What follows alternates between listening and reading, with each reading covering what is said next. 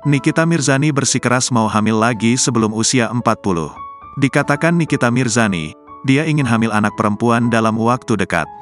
Bukan tanpa alasan, Nikita Mirzani berharap ada pengganti Loli yang kini dilepasnya di negeri orang, London. Aku masih mau punya anak lagi sih.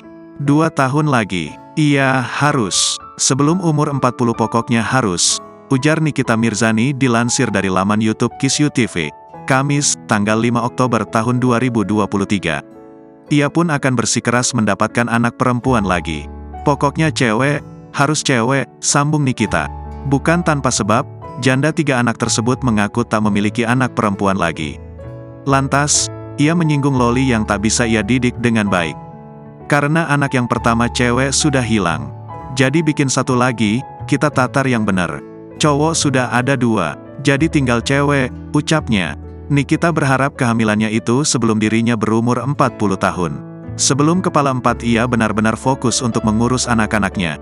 Kan kalau sudah 40 nggak ngapa-ngapain, jadi tinggal urus anak aja, tutur Nikita Mirzani. Sebagaimana diketahui, Nikita dan Loli masih berseteru hingga sudah tak berhubungan satu sama lain. Wanita yang disapanya ini memutuskan untuk tak lagi membiayai Loli selama menempuh pendidikan di Inggris.